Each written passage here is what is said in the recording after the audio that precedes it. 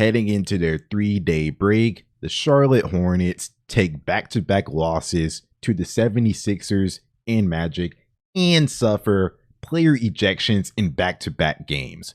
Welcome to the StinBA channel. My name is Stin, and today we'll be talking some Charlotte Hornets basketball. As always, no major news for this week, just games. First game on the slate is the 76ers game in Philadelphia, the place where the new-look Hornets completely imploded when Cody Martin and Seth Curry got injured and have not been in the lineup since.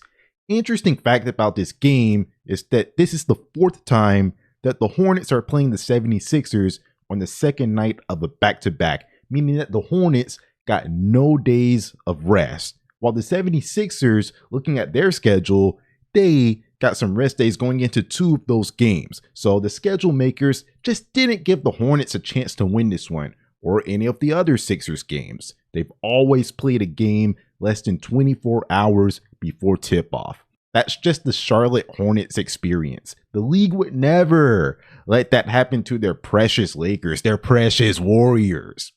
Anyways, I could go and recap the game. I could go that route where I just talk about another Hornets loss where the same thing happened. Yeah, it's for the same reasons. That's why they lost. Or I could dive right into the controversy. In the second quarter of the game, Brandon Miller elbowed Tyrese Maxey in the face when trying to gain separation from him.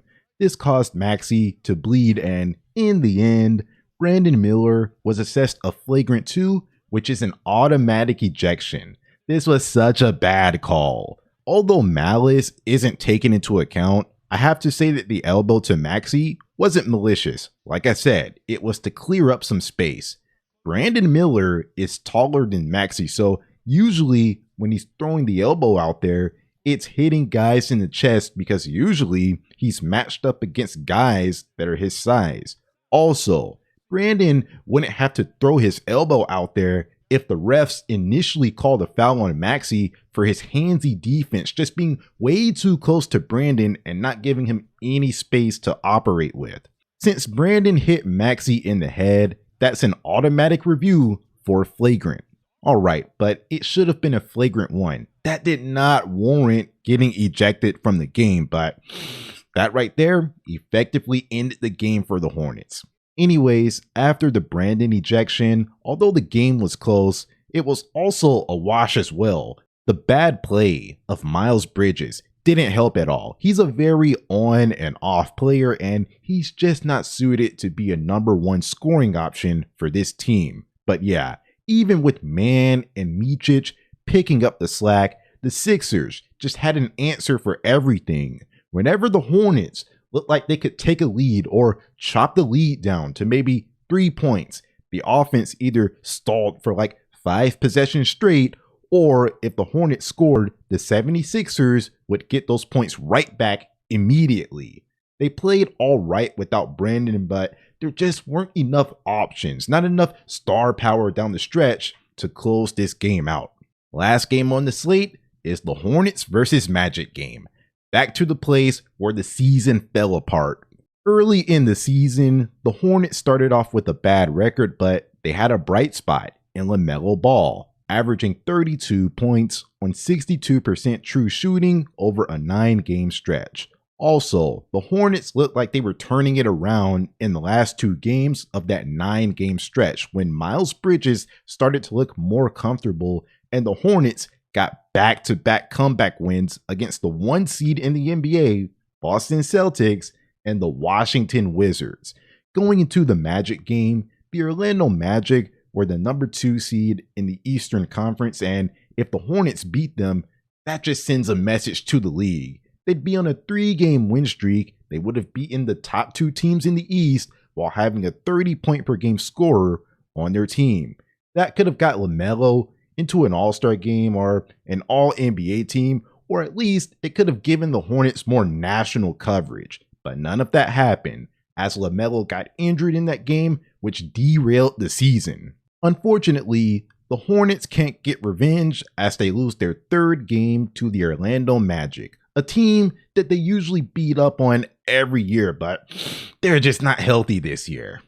This game just wasn't a contest at all. The Magic led at halftime 67-32, and Micic was the only Hornet to have a solid half. Then in the second half, the Hornets played better, specifically Miles Bridges and Brandon Miller.